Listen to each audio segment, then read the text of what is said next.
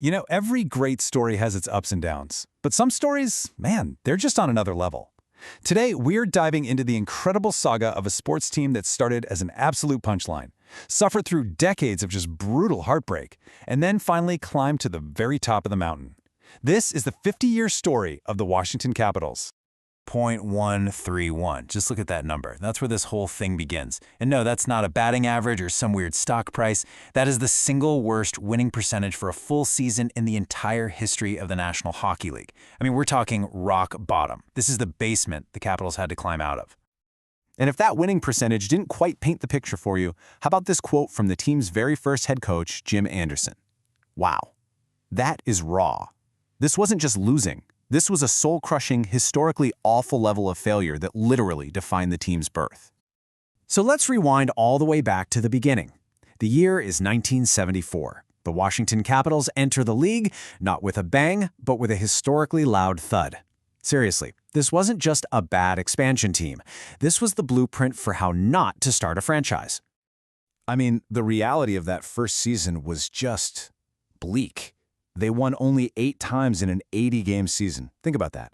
8 wins. They set a record for the most road losses in a row, a staggering 37. They were so bad the rest of the league almost felt sorry for them. It was a complete and total disaster. But here's the thing. The team didn't just pack it in and disappear. They started to build. And this kicked off a brand new and honestly, in some ways, an even more painful chapter of their story. This was the era of being good enough to give you hope, but never, ever good enough to win it all. The whole culture of the team changed in 1982. They made a massive trade for a defenseman named Rod Langway. His nickname was the Secretary of Defense. How great is that? He brought this tough, defense-first attitude that completely transformed the team. And just like that, the Capitals were respectable. They made the playoffs for 14 straight seasons. But, and there's always a but, that regular season success just never seemed to carry over into the playoffs. And it wasn't just that they lost in the playoffs, it was the absolutely gut-wrenching way they lost. They got a reputation for choking. The Easter Epic in '87, they lost a marathon Game 7 in the 4th overtime after being up 3-1 in the series. That leaves a scar. And then there were the Penguins, a rival that would become their personal nightmare, ripping victory away from them twice after the Caps had a huge series lead. It really felt like a curse was being born. So by 1995, the team was desperate. They tried to basically exorcise their demons with a total rebrand. They got rid of the classic red, white, and blue and went with this new, aggressive eagle logo. It was a really clear attempt to say, hey, we're a new team now. They were hoping a new look would finally break that cycle of failure. And you know what? For a minute there, it looked like it worked.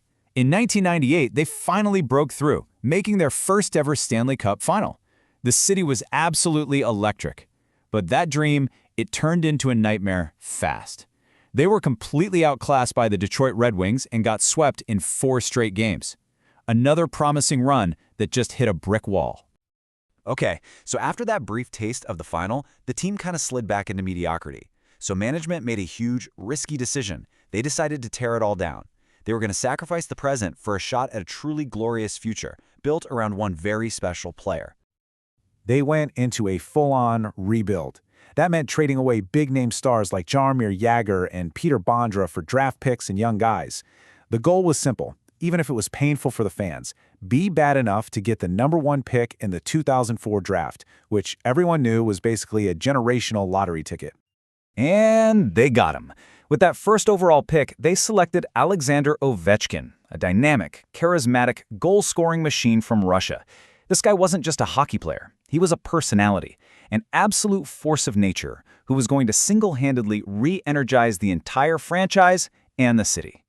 And his impact wasn't just big, it was immediate and staggering. As a rookie, he scores 52 goals, wins Rookie of the Year, and instantly becomes one of the most exciting players on the planet. The Great Eight had arrived, and a brand new era of Capitals hockey was officially underway. So with Ovechkin leading the charge, the Capitals transformed into this offensive juggernaut. They became one of the league's truly elite teams. But those old playoff ghosts, they were still hanging around, setting the stage for one final epic showdown with their past. The team was just dominant now. They won the President's Trophy, which goes to the team with the best regular season record 3 times. But this new success only made the playoff failures more agonizing. I mean, can you imagine? Being the best team all year long meant absolutely nothing when they'd inevitably crash and burn in the spring. And the biggest obstacle, the final boss in this video game of a season, was always the same: the Pittsburgh Penguins. Led by their own superstar, Sidney Crosby, the Penguins had become Washington's personal tormentors, knocking them out of the playoffs time and time again. The question on everyone's mind was, could they finally get past these guys? Then came 2018, and wouldn't you know it, the path once again led them straight to Pittsburgh. For the third consecutive year, their championship hopes came down to getting past their rivals. It felt like destiny.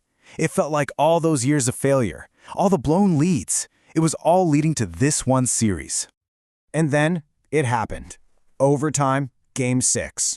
Evgeny Kuznetsov streaks down the ice on a breakaway, and he scores. That was it. The curse was broken. They had slain the dragon. For the first time in 20 years, the Capitals were headed to the conference finals. And for the first time, well, maybe ever, they felt invincible.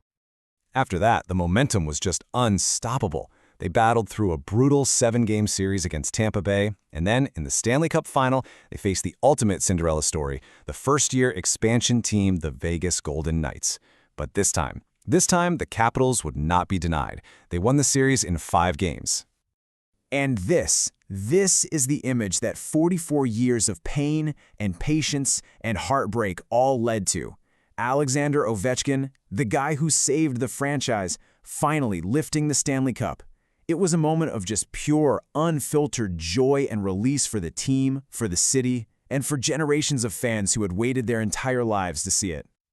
So, what happens after you finally get to the top of the mountain?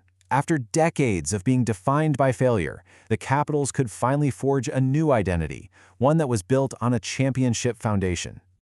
Their entire journey is perfectly summed up by where they played. They started out in this old, humble arena out in the suburbs as the worst team in hockey. They ended up in a beautiful, modern arena downtown with a championship banner hanging right up there in the rafters.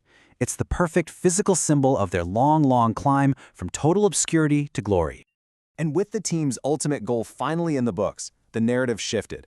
The focus turned to Alexander Ovechkin's personal quest, chasing down Wayne Gretzky's seemingly unbreakable all-time goals record. It's a chase that cements his status, not just as a champion, but as, arguably, the greatest goal scorer the sport has ever seen. The Capitals' 50-year journey is incredible proof that your story isn't defined by how it begins. It's a powerful reminder that curses can be broken, dragons can be slain, and history can absolutely be rewritten. And it leaves us with one final thought. What does it truly take to rewrite your own story?